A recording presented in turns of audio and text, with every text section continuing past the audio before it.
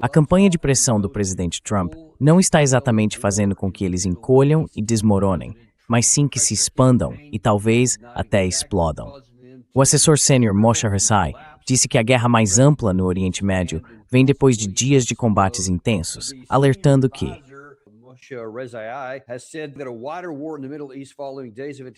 uma ofensiva em grande escala pode recomeçar se os ataques militares dos Estados Unidos não pararem. O Irã não vai mais se limitar a respostas de retaliação, olho por olho, e nenhuma fronteira política estará segura. E em algumas das outras declarações que ele fez, porque ele deu uma entrevista na televisão iraniana ontem à noite, ele foi um pouco além e disse que restam apenas alguns dias, 2 ou 3 dias. Isso foi na noite de sexta-feira.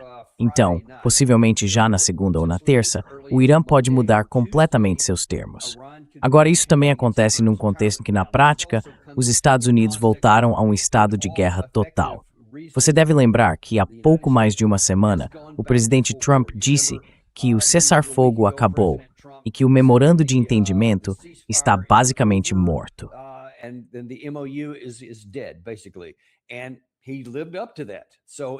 E ele cumpriu isso. Então, nos últimos 7 dias consecutivos, eu não vi se houve algum ataque, pelo menos até agora de manhã. Mas foram 7 dias seguidos, e às vezes mais de um no mesmo dia, em que os Estados Unidos atacaram vários alvos em todo o Irã.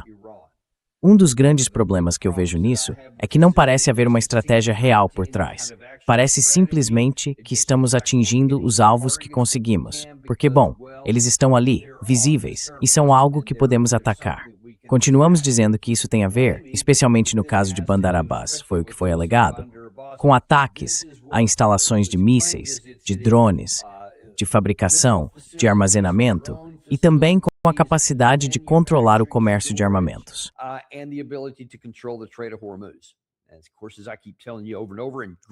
E claro, como eu vivo repetindo e mostrando para você de forma bem clara, os meios físicos de controle do Estreito de Hormuz do lado iraniano são tipo 6 ou 7 capacidades diferentes. Mas o trunfo absoluto, aquele que não é negociável, são as fábricas de mísseis espalhadas por todo o país. A gente nem chega perto delas. Não estamos atacando essas fábricas. O que estamos atingindo é o que fica mais à frente, basicamente na costa e nas áreas litorâneas do Irã, porque é o que conseguimos alcançar, e dá para fazer aqueles vídeos bonitos. A gente sempre manda drones para filmar, e quando o ataque acontece, tudo vira um espetáculo público. Não é por necessidade militar. Interessante isso aí. Gary, ainda bem que você mostrou esse exemplo.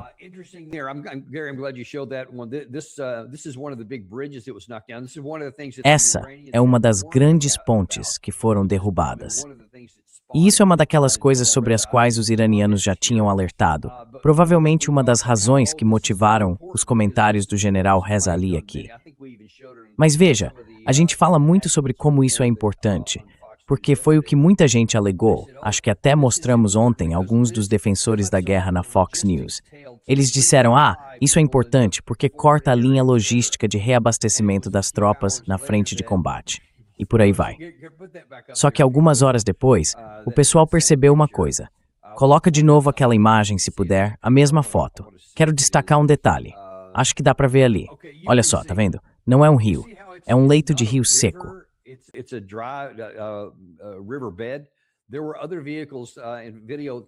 Hoje apareceram outros vídeos mostrando que os caminhões simplesmente contornaram o local. Eles só seguiram por um trecho lateral, abriram caminho e continuaram. Então, na prática, a gente não fez nada, a não ser atingir uma categoria que os iranianos tinham dito que seria um grande problema para eles se fosse atacada. Porque lembra, o Trump tinha prometido há uma semana, mais ou menos, eu sou o cara que pode destruir todas as pontes deles, foi o que ele disse. Então isso foi meio que um aviso. Dessa vez eu tô falando sério. A gente atingiu usinas de energia e de geração elétrica. E os iranianos disseram nos últimos dias que precisaram divulgar comunicados públicos pedindo para a população economizar eletricidade, usar menos, porque o sistema tinha sido danificado.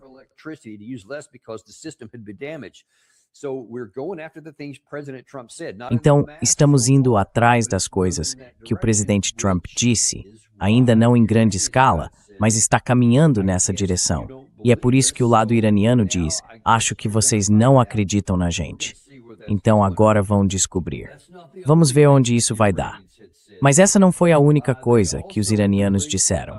Eles também divulgaram, acredito que foi mais cedo hoje, uma declaração dizendo: suspendemos nossos compromissos sob o Memorando de Entendimento, o Memorando de Islamabad. O vice-ministro jurídico das Relações Exteriores afirmou que os Estados Unidos violaram e suspenderam todos os seus compromissos dentro do marco do Memorando de Islamabad. E nós também suspendemos os nossos compromissos.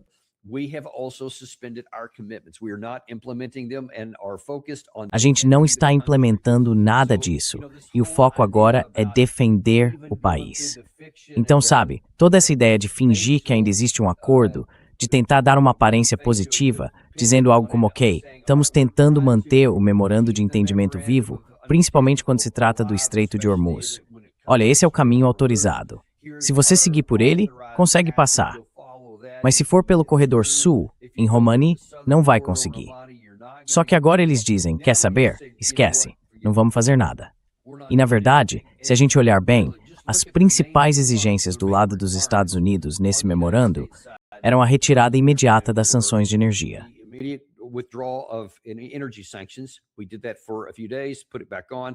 A gente fez isso por alguns dias, depois voltou atrás e ainda colocou novas medidas por cima disso. O que, aliás, foi uma violação clara do memorando de entendimento. A gente tinha prometido não fazer isso.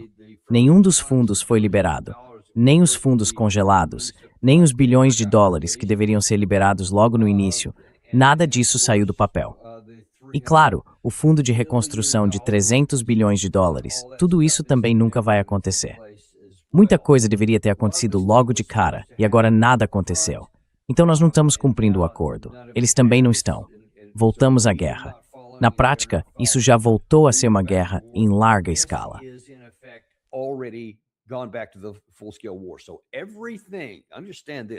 Então entenda o seguinte: tudo o que a gente fez, mais ou menos a partir do dia 8 ou 9 de abril, quando tivemos o cessar-fogo, depois entramos no bloqueio e tentamos negociar um memorando de entendimento.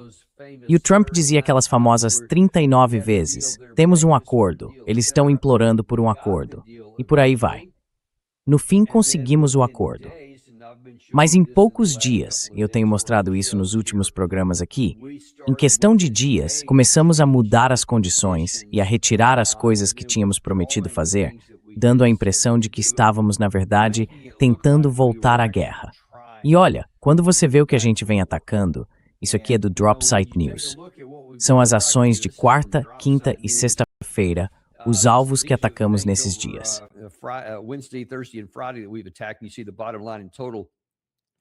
Olha, o resumo é o seguinte: as forças americanas atingiram 9 pontes, 2 aeroportos, um entroncamento ferroviário e um túnel rodoviário desde quarta-feira. E, aliás, esse mesmo túnel, que era grande ali perto de Bandar Abbas, foi totalmente restaurado e voltou a funcionar em 10 horas. Isso acontece o tempo todo em guerra. Muitas dessas instalações de petróleo que a gente vê pegando fogo, pontes sendo destruídas, é assim que a guerra funciona. Quando se atinge a geração de energia elétrica, e a gente viu isso o tempo todo na guerra entre Rússia e Ucrânia, acontece a mesma coisa aqui. Quando algo é atingido, as pessoas começam a reconstruir. Algumas coisas são mais difíceis que outras, como o campo de petróleo de Paris.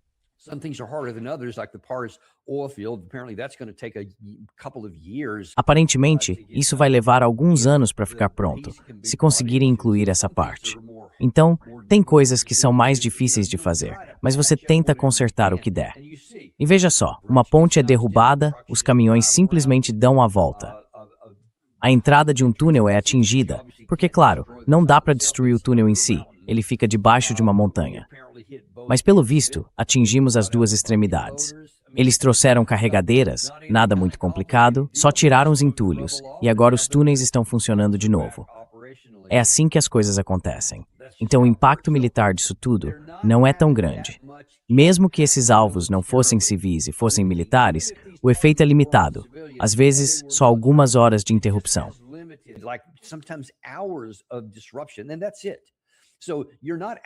E é isso. Então, na prática, você não está realmente impedindo nada.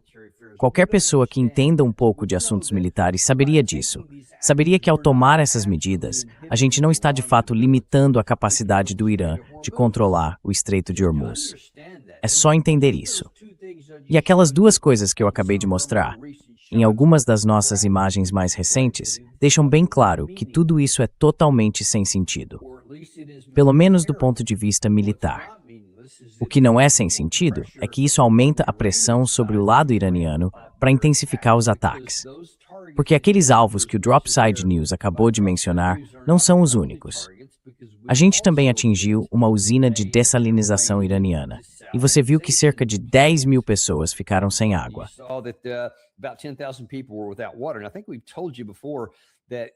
E eu acho que a gente já comentou antes que é uma coisa atacar as usinas de dessalinização do Irã. Eu vou te mostrar um mapa daqui a pouco que mostra onde elas ficam.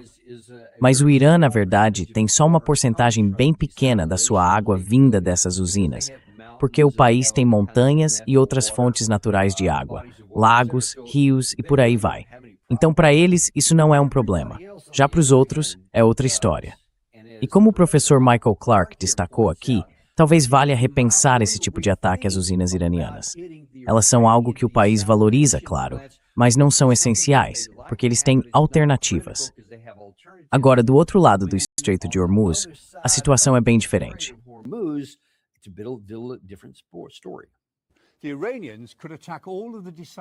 Os iranianos poderiam atacar todas as usinas de dessalinização ao longo de toda a costa do Golfo.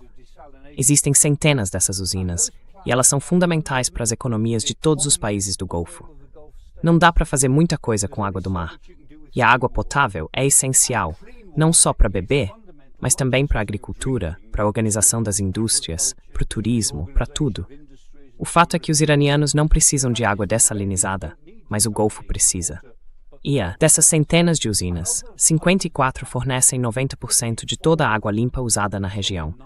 E hoje, justamente hoje, os iranianos atacaram uma usina de energia no Kuwait, que também era uma usina de dessalinização. Isso mostra que eles estão dispostos a fazer isso.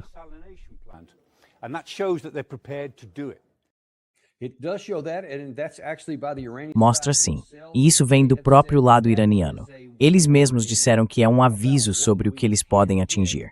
E acredite, o que o professor Clark estava comentando ali é algo que o lado iraniano certamente conhece. Veja, esses pontos azuis aqui representam a capacidade de dessalinização, e dá para ver que o Irã tem vários deles, principalmente ao longo da sua costa.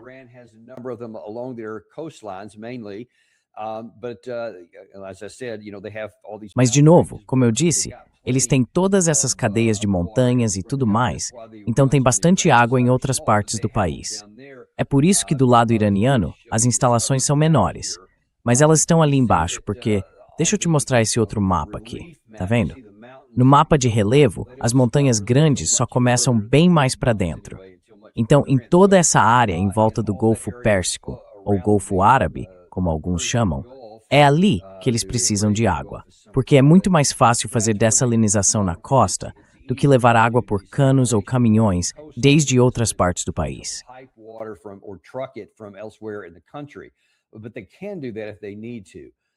Mas eles podem fazer isso, se precisarem. Mas dá para ver que quando a gente olha para cá, por outro lado, o que aparece na Arábia Saudita e em toda essa região, não tem nenhum outro ponto.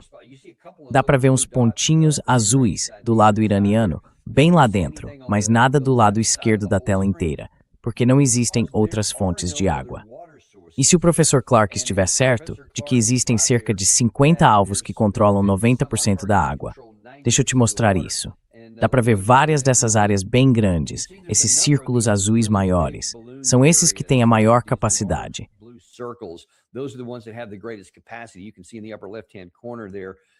Você pode ver ali no canto superior esquerdo a capacidade de área em metros cúbicos. Dá para ver, por exemplo, aquelas maiores ali. 1 milhão de metros cúbicos de água podem ser produzidos. Não precisa ser nenhum gênio para entender. É só atingir essas maiores primeiro e você praticamente paralisa toda a capacidade do país. Só 54 podem produzir 90%. Mas se você atinge alguns desses círculos azuis maiores, olha, estamos falando de problemas enormes, enormes mesmo. E como você vai ver em um instante, o lado iraniano com certeza está de olho nisso e sabe muito bem o que está fazendo. Nós também deveríamos estar. Mas eu vou te dizer quem não parece estar ciente disso. O Jack Keane não demonstra nenhuma preocupação. Jack Keane doesn't seem concerned at all.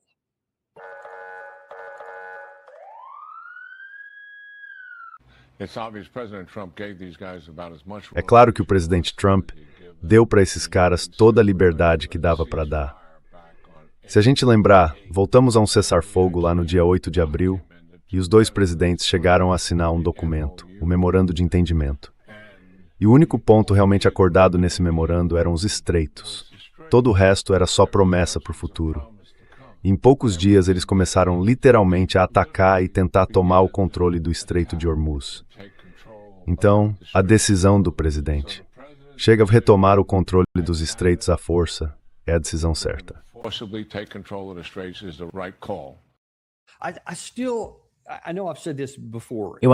Eu sei que já falei isso antes. Mas essa é uma nova declaração do general Jack Keane, e eu realmente fico intrigado. Não dá para ser tão alheio assim. Não dá para ser tão ignorante a ponto de não perceber que eles têm uma capacidade que ainda não usaram e que já mostraram que podem usar em uma escala bem maior. Eu vou mostrar um trecho de uma entrevista com o professor Mirandi, que foi ao ar mais cedo hoje, no programa do Nima Al-Horshi. Mas em um dos trechos que eu não cortei, ele dizia o seguinte: olha, o lado iraniano, e eu já vi outras pessoas dizendo a mesma coisa, foi muito além do que qualquer pessoa racional acharia aceitável. Eu realmente não sei por que fizeram isso, e ao que parece, é por isso que muita gente ficou irritada. O povo iraniano ficou bravo com alguns dos seus líderes, porque continuavam achando que talvez ainda fosse possível chegar a algum tipo de acordo.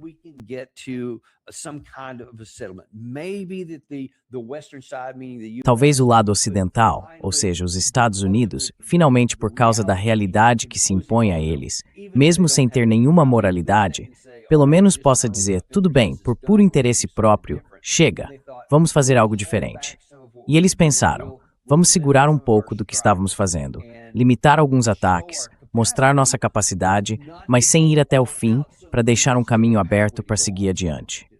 Parece que somos tão arrogantes, sabe? Toda a essência do que o general Keane acabou de dizer.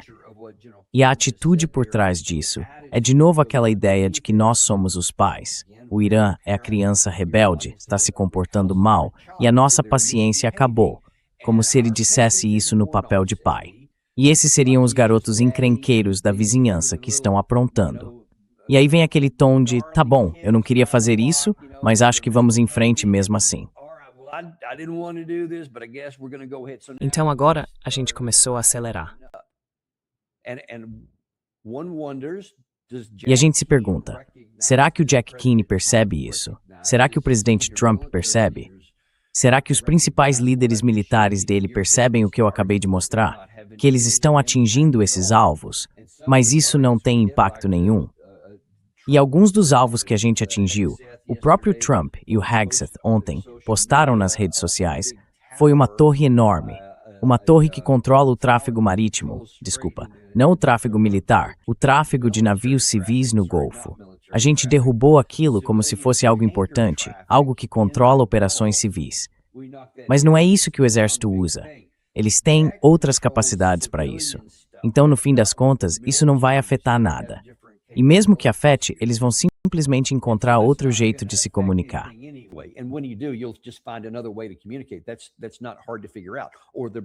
Isso não é difícil de entender. Nem as pontes, nem os túneis. Tudo que a gente continua destruindo, eu tenho certeza de que volta a funcionar de um jeito ou de outro quase imediatamente.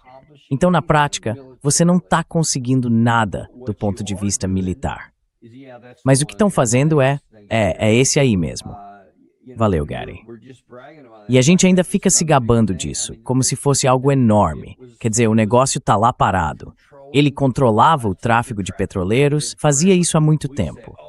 Dizem, era usado pela Guarda Revolucionária do Irã. Eu nem sei se era ou não, mas era usado pela Guarda Revolucionária para que o tráfego civil pudesse passar com segurança pela região do Golfo. Quer dizer, era para isso que aquilo servia. E pronto.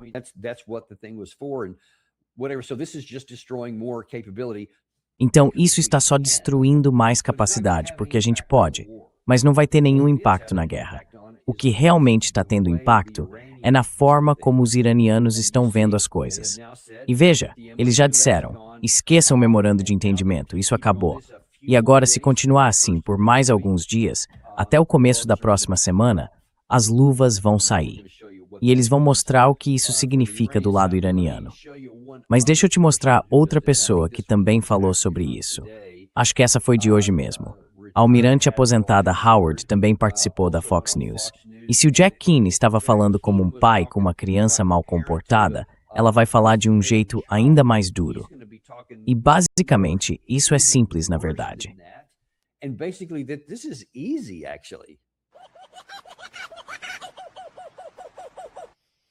Como você acha que o progresso está indo até agora? Excelente. Isso reforça a ideia de que o governo pode fazer o que quiser e não só prejudica a capacidade deles de agir no Golfo, como também mostra o quanto são fracos diante da Guarda Revolucionária do Irã. Então, a grande incógnita agora é o que o Irã vai fazer em seguida. E isso vai definir a estratégia daqui para frente. A gente vai escalar ainda mais? Eu acho que sim. Mas tudo isso está nas mãos do presidente. Ele pode fazer o que quiser com o Irã para forçá-lo a ceder. Isso é uma loucura.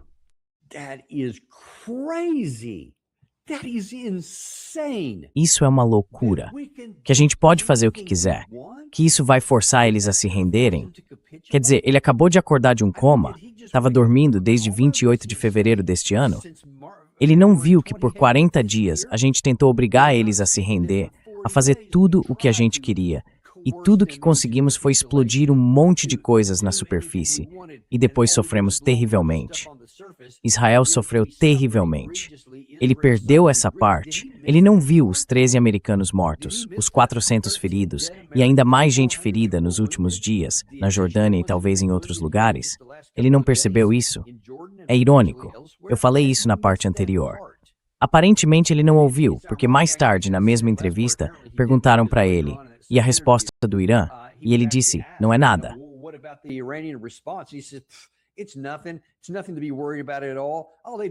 Não tem nada com o que se preocupar, de verdade. Eles fazem uma coisinha aqui e ali, mas é algo sem importância. Acho que talvez isso tenha sido um ato falho, porque ele percebe que as nossas ações ofensivas não são insignificantes. Na verdade, são bem significativas, principalmente para o que a gente está recebendo. Porque enquanto o lado iraniano se preparou por uns 20 anos antes disso e colocou tudo que era crítico em instalações subterrâneas, fora do alcance de qualquer coisa que a gente tenha, nós, por outro lado, deixamos tudo exposto na superfície, onde pode ser atingido. E teve um ataque na semana passada. A gente nem chegou a mostrar esse, eu queria ter mostrado. Mas talvez você tenha visto. Numa das nossas bases que foi atingida essa semana, um drone Shahed comum veio voando, em plena luz do dia, e atingiu uma base americana.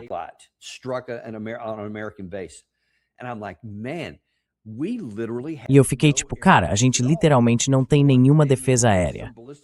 Uma coisa é se alguns mísseis balísticos passarem, porque a gente sabe que os PAC-3 não conseguem derrubar tudo. Mas, poxa, até um PAC-2, que é mais antigo, e com certeza um PAC-3, todos deveriam conseguir interceptar. A gente devia conseguir atingir qualquer drone que passasse. Mas não conseguimos. Era plena luz do dia. O negócio atingiu direto as nossas instalações lá. E ele ainda quer dizer que a gente pode fazer o que quiser. E claro, o presidente Trump assiste a Fox News. Ele ouve esse tipo de coisa, e isso alimenta o ego dele. Então é meio que o que ele quer fazer. Bom, eu mencionei mais cedo hoje, o professor Morandi estava com o Nimal Horshid, e ele disse que talvez valha a pena repensar essa ideia.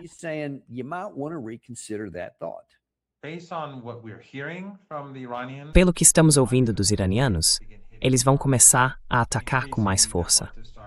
Cada vez mais vão mirar em infraestrutura crítica, porque os americanos estão atingindo infraestrutura crítica iraniana e o Irã quer garantir que eles não saiam impunes.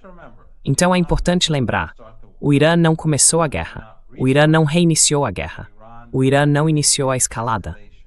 Mas o Irã já disse muitas vezes, e eu falei isso durante os 40 dias de guerra, a guerra do Ramadã, que se esse conflito escalar, esses países serão destruídos.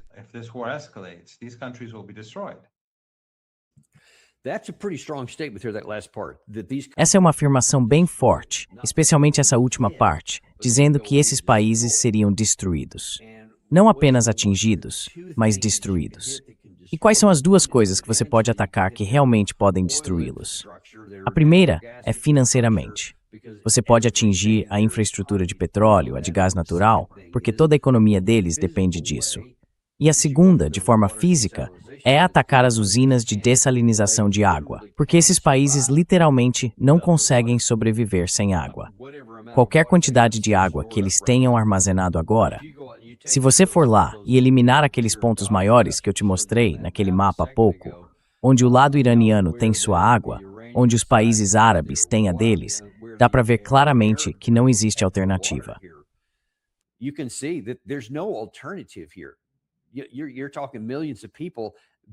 Estamos falando de milhões de pessoas que dependem disso todos os dias. Se você derruba essas coisas, pode literalmente destruir o país. Se atacar tanto o petróleo quanto a água deles, pode acabar completamente com as estruturas deles. Essas pessoas não percebem isso? O Jack Keane, a almirante Howard, o almirante Cooper, o general Keane, o secretário Hegseth, eles não percebem com o que estão mexendo. A gente está brincando com fogo. O Irã já mostrou que consegue atingir esses alvos. Eles acabaram de provar isso ao atacar uma usina de dessalinização de água no Kuwait. A gente não conseguiu impedir. Não conseguimos nem parar um maldito drone Shahed, quanto mais um míssil balístico dentro da nossa própria base.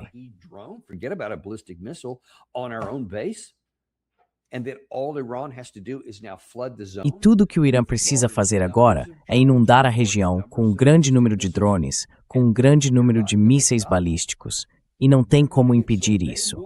Então, se eles quiserem atingir esses alvos, de petróleo ou de água, eles vão atingir esses alvos. Eu não sei se a gente está alheio a isso, ou se de alguma forma estamos aceitando e tentando provocar o Irã a fazer exatamente isso. Eu realmente não sei. É um caminho muito sombrio, muito perigoso, se for isso que estamos fazendo. Mas eu não tenho certeza se é menos grave do que o caminho de ignorância que estamos seguindo. E, aliás, acontece que existe ainda outro caminho, que o professor Morandi mencionou antes. Nós também. Mas havia mais uma coisa além de tudo isso que o Irã poderia fazer, e que o professor Clark também mencionou na análise dele.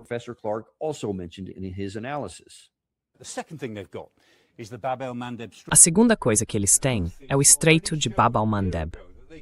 Os Houthis já mostraram, há um ano, que conseguem fechar o Estreito de Bab al-Mandeb atacando os navios que passam por ali. Eles poderiam fazer isso de novo. Ainda não começaram, mas estão prontos para isso. Mais do que isso, os Houthis vêm trabalhando com o Al-Shabaab, na Somália. E o Al-Shabaab, o grupo jihadista somali, já faz um ano que mantém contato com os Houthis. A gente sabe que os Houthis forneceram drones para eles, especialmente o drone Samad e drones de visão em primeira pessoa, e ensinaram como usar. Então, se Teherã der a ordem para os Houthis, e os Houthis agirem junto com o Al-Shabaab na Somália, eles podem tornar toda essa região, no sul do Mar Vermelho e parte do Mar da Arábia, extremamente perigosa. Eles poderiam fechar tanto o Estreito de Bab al-Mandeb quanto o Estreito de Hormuz.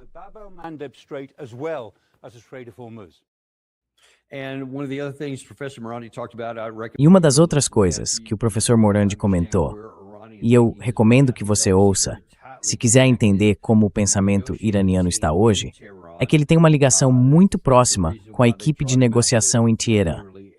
É por isso que levaram ele para praticamente todos os tipos de redes de televisão em todo o Oriente Médio e na Europa, para que as pessoas saibam o que está acontecendo. Eles querem comunicar isso. Então ele está muito bem conectado. Ele também mencionou não só os Houthis e o grupo da Somália, mas destacou que há uma capacidade significativa e crescente no Iraque. Sim, no Iraque. Ele disse que um dos grupos, pelo menos, se chama Kataib Hezbollah, que não deve ser confundido com o Hezbollah libanês, são grupos diferentes.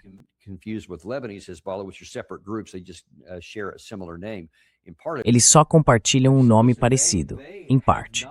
Mas ele disse, olha, eles não estão sob sanções há muito tempo, não estão sendo atacados. E ele comentou que são maiores, têm mais recursos e estão mais bem armados do que o próprio Hezbollah no Líbano.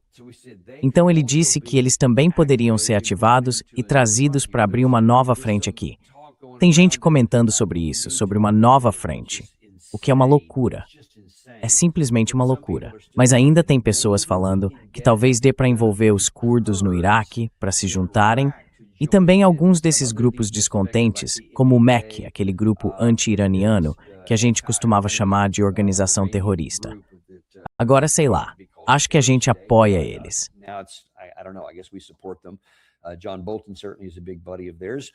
O John Bolton, com certeza, é um grande aliado deles. Mas agora estão falando de novo, tipo, olha, talvez a gente possa voltar àquela ideia, usar eles como força terrestre, eles atacam pelo Nordeste e começam a avançar, e aí talvez a gente traga algumas tropas americanas para o Golfo, enquanto o Irã está distraído lá, e depois eles sobem por aqui. E os iranianos estão dizendo, ah, sim, estamos bem cientes disso. Na verdade, alguns comentários recentes foram, é isso que queremos, é isso que desejamos. Nada nos deixaria mais felizes do que ver vocês trazendo tropas para o terreno, porque vamos deixar que desembarquem, vamos deixar que entrem no território e depois vamos pulverizá-los de forma metódica.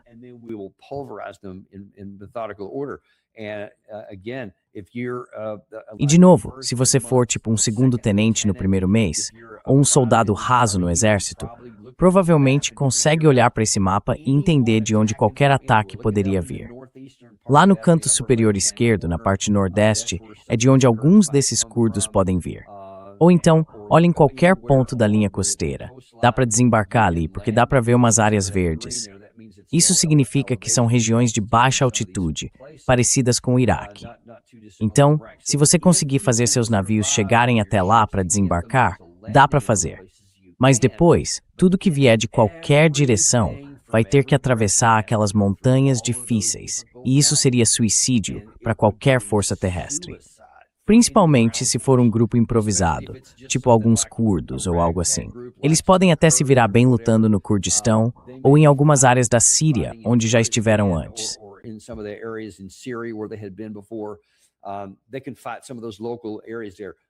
Eles podem lutar em algumas dessas áreas locais, sim. Mas o que você está falando é de atacar em regiões montanhosas. Aí toda vantagem fica com quem está na defesa. E seria praticamente suicídio para uma infantaria que nem é uma força militar profissional. Não é um Estado nacional, com todas as capacidades, com blindados, infantaria mecanizada, artilharia, drones, força de ataque, força aérea, mísseis, tudo isso. Mesmo que tivesse tudo isso, como os Estados Unidos ou as forças da OTAN, se fossem loucos o bastante para tentar, iam ser completamente destroçados, porque os defensores conseguem se proteger da maior parte disso. Você tem que passar por canais muito estreitos, sabe? Entre as montanhas, por dentro de fendas e passagens bem apertadas.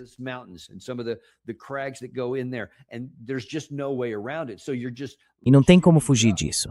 Então é como atirar em patos. É por isso que eles dizem, patos, venham com tudo. Eles ficariam mais do que felizes, porque é o território deles também. Eles lutariam por isso. E isso é complicado. Eles também sabem onde estão os pontos de estrangulamento, as partes mais vulneráveis. A gente vai estar operando às cegas. Dá para fazer algum reconhecimento, mas ninguém vai conhecer o terreno como eles. Ninguém vai ter tudo preparado, emboscadas montadas e saber exatamente como nos pulverizar. É uma loucura. É suicídio fazer isso. Eu rezo para que isso seja só uma conversa sem sentido de alguém, ou alguma estupidez de achar que isso vai assustar o Irã. Quer dizer, eles na verdade têm inveja disso.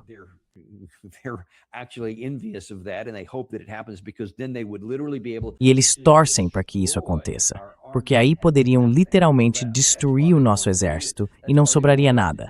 É por isso que eles querem fazer isso. É por isso que querem que a gente faça isso. Claro, eles também teriam algumas baixas, sem dúvida.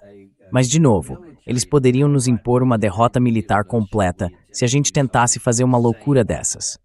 Nem na Guerra do Vietnã a gente foi tão insano assim. Quero dizer, A gente ainda lutava só onde tinha algum tipo de vantagem, alguma capacidade, onde não ficava encurralado. As selvas já eram difíceis o bastante, mas eram difíceis para todo mundo. Nesse caso, seria muito mais difícil para a força atacante, porque é uma tarefa militar muito mais complicada do que lutar nas selvas.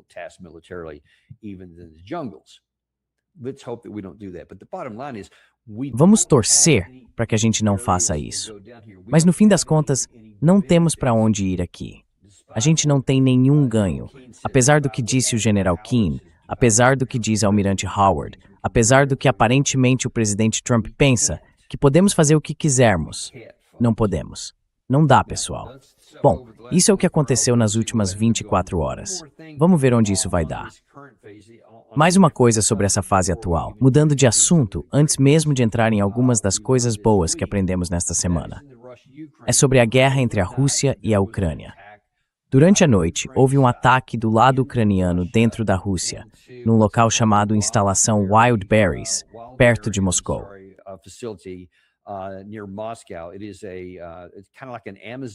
É tipo um centro de distribuição da Amazon, um centro de atendimento e por aí vai.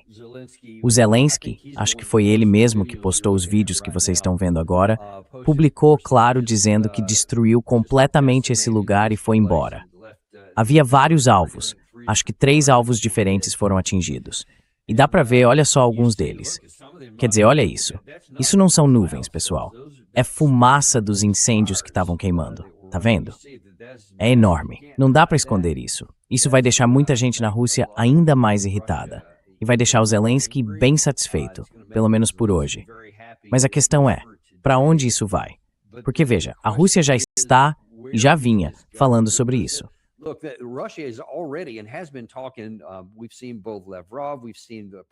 A gente viu tanto o Lavrov quanto o próprio presidente Putin dizendo que talvez seja a hora de levar isso para o lado europeu. Agora é importante entender que o Zelensky não tem, por conta própria, a capacidade de fazer ataques desse tipo, chegando até Moscou. Ele estava lá nas exposições, se gabando de até onde isso tinha ido, de quanto tempo já durava. E claro, o lado ucraniano está fazendo muita coisa, está produzindo bastante. Mas sem os componentes eletrônicos, sem o sistema de mira, sem as imagens de satélite, sem a inteligência vinda do Ocidente, isso nunca aconteceria. E parte disso envolve os Estados Unidos.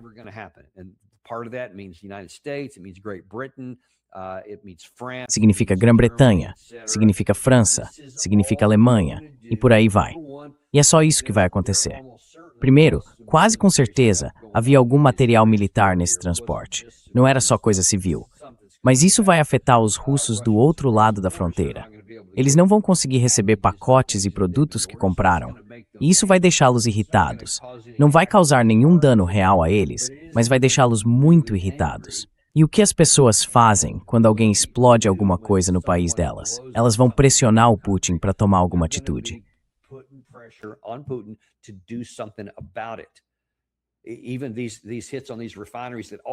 Mesmo esses ataques contra as refinarias, que também geraram aquelas grandes colunas de fumaça, como aconteceu recentemente em São Petersburgo, e alguns outros ataques em Moscou, estão deixando o povo russo cada vez mais irritado. E isso está empurrando mais e mais gente a querer levar a luta para a Europa Ocidental, sem cujo apoio a Ucrânia não conseguiria fazer o que você está vendo na tela agora. Esse é um dos grandes pontos. Agora, se o presidente Putin está começando a sentir pressão por causa disso, teve outra coisa que aconteceu mais cedo hoje, e eu acho que vai chamar ainda mais atenção. E é algo que soa realmente pesado.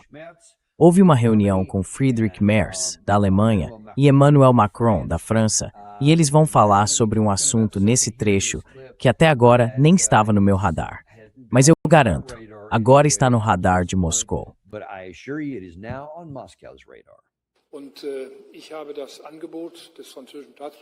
E eu recebi uma proposta do chefe de Estado francês para pensarmos juntos sobre essa questão da dissuasão nuclear, talvez pela primeira vez, num sentido histórico. Já houve uma oferta de Charles de Gaulle à República Federal da Alemanha para estender o escudo nuclear também ao território alemão. A Alemanha nunca aceitou essa proposta. E na época não precisávamos aceitar porque vivíamos em outro mundo. Mas o mundo em que vivemos hoje exige novas respostas. E, pela primeira vez, vamos participar de um exercício desse tipo, de forma convencional, para entender onde podemos alcançar objetivos comuns, principalmente uma dissuasão mais eficaz na Europa. E isso vai continuar sendo complementar ao que já fazemos juntos, Alemanha e França, na participação nuclear, também dentro da aliança da OTAN. So they're saying, listen, Então, o que eles estão dizendo é o seguinte. Lá atrás, o presidente francês Charles de Gaulle sugeriu algo como: e se a gente oferecesse à então Alemanha Ocidental um guarda-chuva nuclear? E como existia a Alemanha Oriental bem na fronteira, literalmente na linha de frente da divisão entre leste e oeste, eles responderam: acho que não, estamos bem com o guarda-chuva americano. Não queremos criar nenhum atrito. Então, por vários motivos, eles disseram não naquela época. E agora, de repente, o presidente da França e o chanceler da Alemanha estão dizendo: talvez agora a gente possa. Talvez agora a gente possa ter essa dissuasão nuclear. now maybe we can. Now maybe we can have this nuclear deterrence. So France's nuclear umbrella will go just Então, over its o guarda-chuva nuclear da França vai cobrir não só o próprio país, mas também se estender mais para o leste, para proteger a Alemanha. A Alemanha já enviou algumas de suas tropas terrestres convencionais para o Báltico, uma brigada blindada. E ao que tudo indica, em algum momento no futuro, eles pretendem enviar até uma divisão blindada. Eles querem, claro, construir a maior força convencional do continente. Esse é o objetivo deles. Estão falando em se preparar para uma guerra com a Rússia por volta de 2030. Então, o que você acha que vai acontecer em Moscou? Você acha que Moscou vai reagir como? Vai pensar: como assim? Eles vão ter armas nucleares com a França e ainda vão se aproximar mais? They're going to do nuclear weapons with France and they're going to be moving closer. Wow, well, we better stop everything we're doing and just go to ground. Uau! Então quer dizer que a gente devia parar tudo o que está fazendo, se esconder, fazer um acordo para encerrar a guerra na Ucrânia e simplesmente congelar tudo na linha atual de contato. E olha, espero que eles não façam nada. Essa é a opção A. Ou opção B, você acha que eles vão dizer: tá bom, como você quiser? Ou vão responder algo tipo: nem pensar? E ainda explicar por que isso é uma péssima ideia. A Rússia é a maior potência nuclear do planeta, maior que os Estados Unidos. Alguém realmente acha que a França, com suas instalações nucleares pequenas e um número limitado de armas, ao estender essa proteção para a Alemanha, vai assustar Moscou? O máximo que isso pode fazer é levar Moscou a concluir que não há mais motivo nenhum para segurar o gatilho. There is no reason to hold fire anymore. That by doing nothing, that this Se não fizerem nada, esse avanço, que começou com a expansão da OTAN para o leste, agora fala em levar a infraestrutura militar física ainda mais para o leste. Tropas da Alemanha indo nessa direção, aumentando de tamanho, com planos de crescer ainda mais com o tempo. E a Rússia deve simplesmente ficar parada, assistir tudo acontecer e não fazer nada? Ou deve agir agora? Dá para entender isso se a gente tirar o chapéu nacional. Não importa de que país você esteja assistindo agora. E pensar só em termos humanos. O que o lado A, que tem certas capacidades, vai fazer, se o lado B, que também tem suas capacidades e alianças militares em outros lugares, começar a fazer o que franceses e alemães estão fazendo, expandindo tanto suas forças convencionais quanto nucleares? conventionally as well as nuclear expansion. It's not hard to figure out, folks. We are increasingly Não é difícil entender, pessoal. A gente está colocando a Rússia cada vez mais numa posição em que ela vai acabar tomando alguma atitude, provavelmente mais cedo do que tarde. Ela não vai esperar essas coisas se espalharem. Não vai esperar até que virem algo operacional, porque isso seria uma burrice, na minha opinião, ainda mais com a pressão que o Zelensky continua fazendo quase todo dia agora. A Rússia vem lançando mísseis de longo alcance, drones e todo tipo de ataque contra a Ucrânia há bastante tempo, causando muitos estragos, mas não o suficiente para tirá-la da guerra. E esses ataques da Ucrânia também nunca vão tirar a Rússia da guerra. O que vai acontecer é que eles vão ficar irritados, vão ficar com raiva, vão reagir, do mesmo jeito que a gente viu com os iranianos.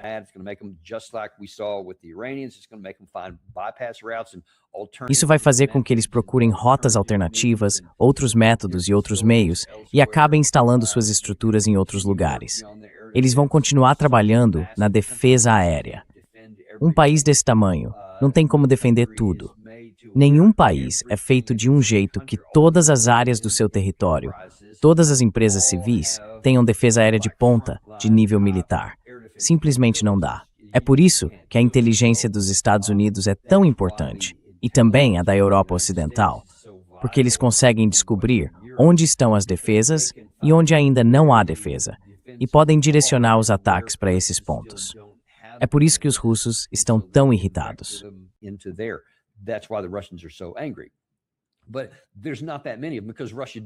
Mas não são tantos assim, porque a Rússia continua melhorando a defesa aérea em todo o país.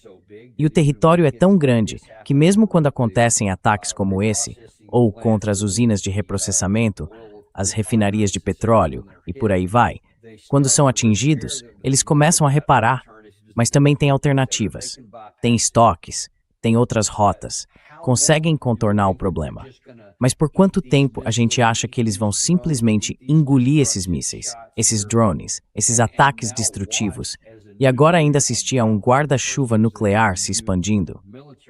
Primeiro era a aliança militar da OTAN, agora é um guarda-chuva nuclear avançando cada vez mais para o leste. Isso não vai acabar bem para o nosso lado, não vai trazer paz nem segurança para a Alemanha, e não vai dar mais poder para a França.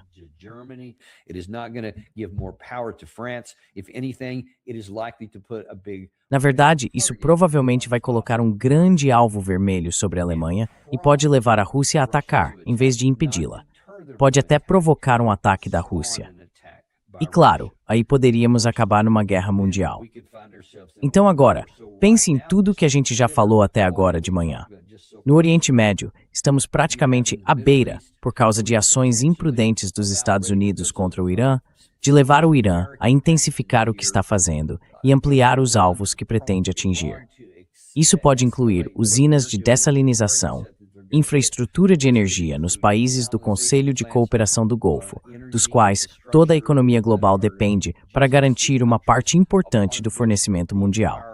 Esse fornecimento já foi afetado, mas pode ser danificado de forma permanente ou sofrer prejuízos de longo prazo. E isso ainda pode se expandir para o Bab al-Mandab e assim por diante.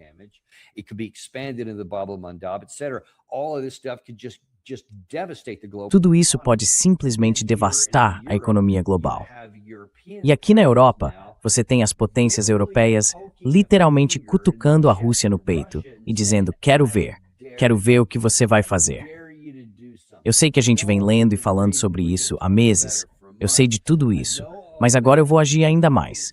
Vou colocar 2 dedos no seu peito e perguntar: e aí o que você vai fazer a respeito? É isso que estamos fazendo. E em algum momento, a Rússia vai reagir. Assim como em algum momento, e aparentemente estamos bem perto disso, o Irã também vai reagir. E aí a gente vai descobrir exatamente onde estamos em termos de poder nacional. Você sabe que a gente não tem patrocinadores porque não gosta de encher você de propaganda. Eu não gosto disso. Então mostra um pouco de apoio. Se inscreve, curte e manda isso para alguém de quem você gosta. And send this to somebody you care about.